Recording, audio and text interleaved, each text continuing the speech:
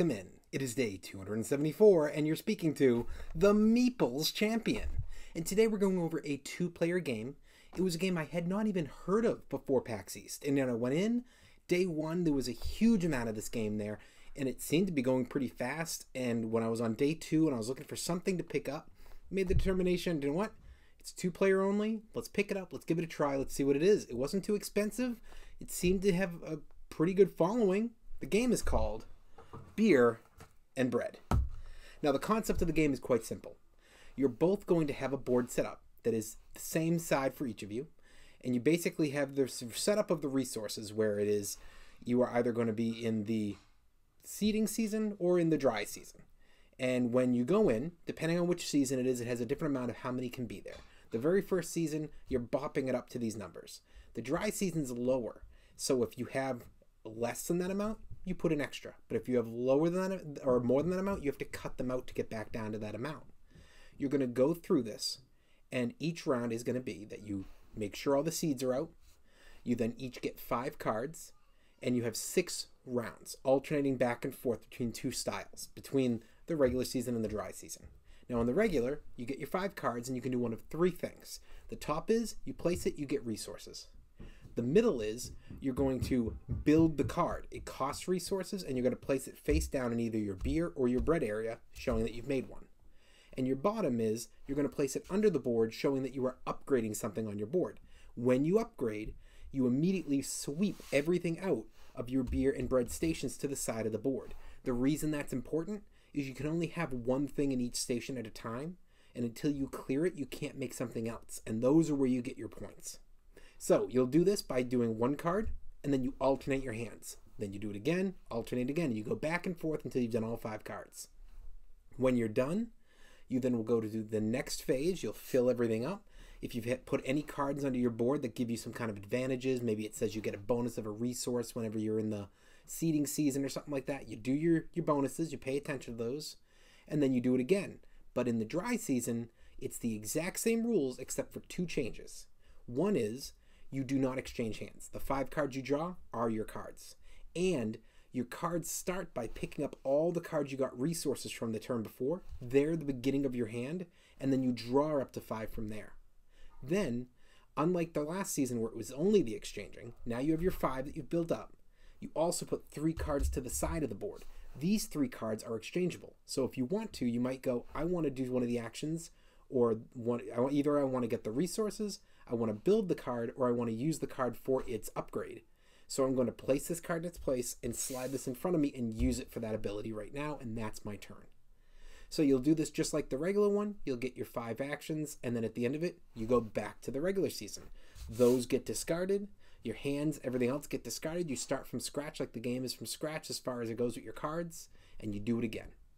After doing these back and forth, a total of 6 total rounds, 3 times of this total setup. At the end of the 3rd one, you're going to go to the side of the board, and now you're going to take all the cards you made. You're going to stack them into their groups, and you're going to start to count. You're going to count all the points on your breads, write them down. All the points on your beers, write them down. Then you're going to see if there's any bonus scoring. And if there is, you're going to see how it scores. Is it optional, or do you have to score to beer or bread? Once you have that figured out, you'll do the have to scores on your bonus scoring, and then you'll figure out your optional. Optional is very clear for you. You only win the game based on your lower score. So if you score 35 points in beer and 2 points in bread, you get 2 points. So if you have optional scoring, you're adding it to the 2 because you're trying to bring up that lower score because that's what's going to win the game for you. So you're trying your best in this game to keep as even as possible because the more you lean in one direction, the less likely you're going to win. Well, that's the game. Why don't I jump in? Let's talk about our 7 categories and see where this game lands for us.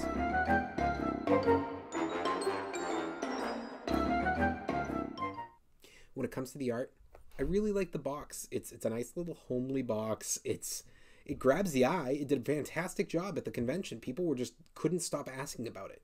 And the inside of the box is beautiful. It's very much like Agricola or Caverna as far as the resources and how they're built, and the art of the actual board feels almost a little bit like maybe viticulture in a way. I really liked it. Thumbs up.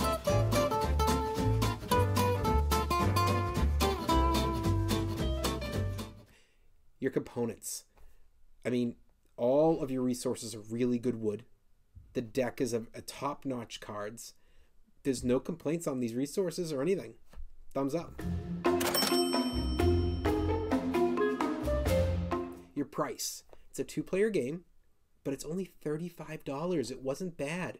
You know, if this was $50, way too much. If it was $40, I'd be kind of going like, I guess I could pay $40 for a 2-player.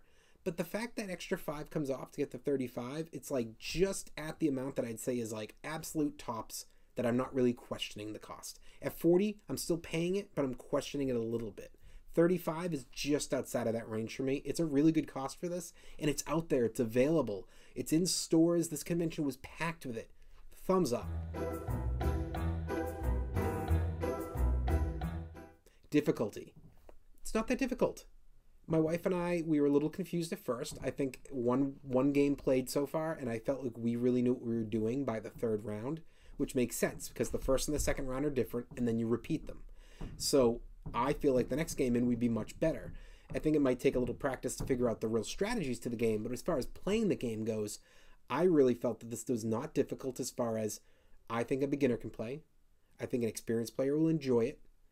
An expert, I think for a 2-player game, an expert will love it. If it was more than that, I don't think they'd be a fan. But as a 2-player, it's a great 2-player grab for an expert.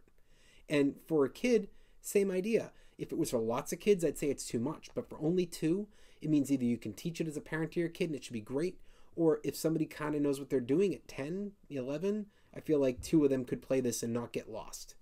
Thumbs up.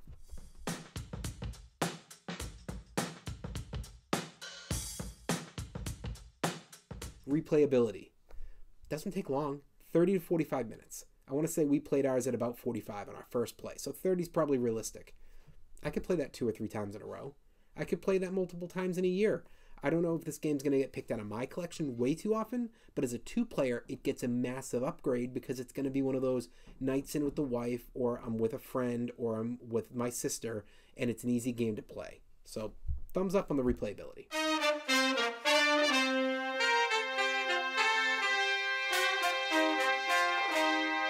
Keys to victory.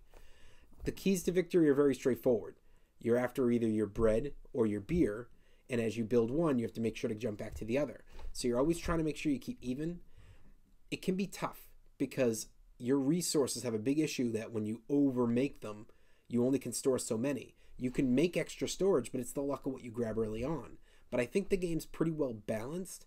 Even though my wife beat me in the first game, it wasn't like it was a massive win. She beat me 18 to 15, so it wasn't that bad. And I had her outbeat in total points. She just had a better evening of her stuff. So I see that the keys to victory are here. Thumbs up.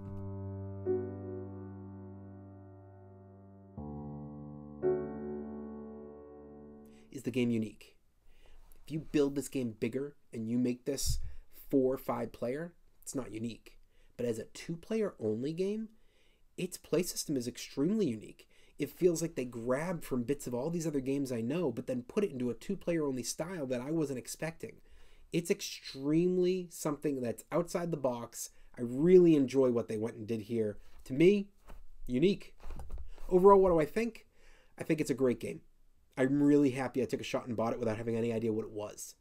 I highly recommend playing it. I think it's one that if you're a 2-player fan, or if you're looking for a few 2-player games to add on the occasion you can't get the whole group together, it's one I would recommend to put in the collection. As far as going out and buying it off the bat, if you're okay with taking a shot like that, it's one of the ones I would say take the shot on, because it surprised me and I was okay taking the shot and I was very happy with what I got. But don't feel like you have to. I don't feel this game is going to break the mold as far as it's a game you must own. I just think it's a game that is probably going to be okay for you at the very minimum. Well, it has been day 274, and we've been speaking about the game Beer and Bread. And you've been speaking to the Meeples Champion. Like, share, subscribe, and check down below in the description where I'll be adding in an Amazon link in case you want to get this game for your collection. Until next time, I'll talk to you tomorrow.